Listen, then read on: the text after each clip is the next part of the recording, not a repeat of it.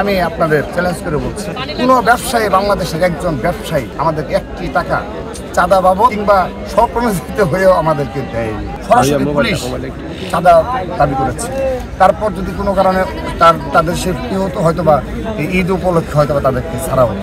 তো এই ধরনের এমন কোনো অপকর্মের নেই যে বিগত সময়ে হয়নি। এবং এই ঈদে আমি আরেকটি বিষয় উল্লেখযোগ্যভাবে দৃষ্টি আকর্ষণ করতে পারি, বিশেষ করে আপনার এই সর্বশেষ রমজান মাসে দেখেন ছাত্রদল আমরা অসংখ্য কর্মসূচি পালন করেছি এবং আমি ব্যক্তিগতভাবে একটি দিন রেস্ট পাইনি। তো আমাদের অনেকগুলো কর্মসূচি ছিল, আপনারা দেখেছেন। এবং আমরা শেষ দিন পর্যন্ত, শেষ রমজান পর্যন্ত আমরা চেষ্টা করছি আমাদের ছাত্র সংগঠন হিসাবে, একজন সচেতন রাজনৈতিক কর্মী হিসাবে সাধারণ জনগণের পাশে দাঁড়ানোর জন্য আমরা সেটা চেষ্টা করেছি।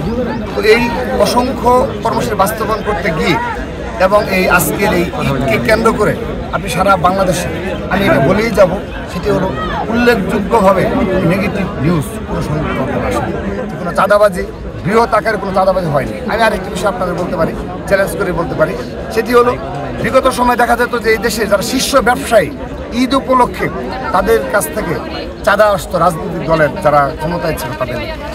তো আমি ছাত্রদলের সভাপতি কিংবা সাধারণ সম্পাদক সহ আমি ছাত্রদলের শীর্ষ পর্যায়ে যারা রয়েছে, আমি আপনাদের চ্যালেঞ্জ করে বলছি, কোনো ব্যবসায়ী, বাংলাদেশের একজন ব্যবসায়ী কেউ আমাদেরকে একটি টাকা চাঁদা বাবদ কিংবা স্বপ্রণোদিত হয়েও আমাদেরকে দেয়নি।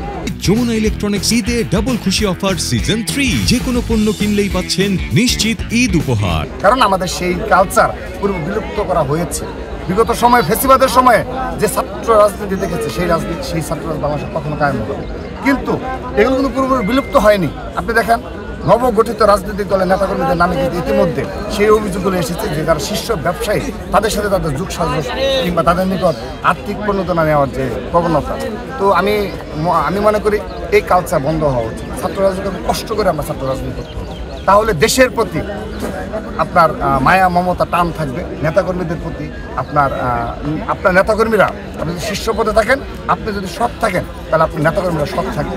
সেজন্য আমরা সে পর্যায়ে রয়েছি।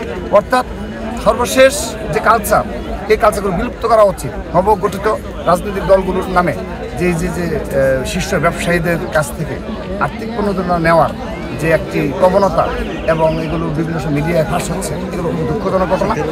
আগামীতে এগুলো থেকে তারা বিরত থাকবে এবং ছাত্রদলকে আমরা বিরত রাখতে পেরেছি এবং আর কখনো ছাত্রদলের রাজনীতিতে এই ছাত্রলীগ কিংবা নবগঠিত রাজনৈতিক দলের নেয় কোনো প্রকার কোনো শীর্ষ ব্যবসায়ী হোক কিংবা ঈদ উপলক্ষে হোক, বিজয় দিবস উপলক্ষে হোক, কোনো দিবস উপলক্ষে কোনো চাঁদাবাজি বাংলাদেশে আমরা সেই চেষ্টা চালিয়ে যাচ্ছি।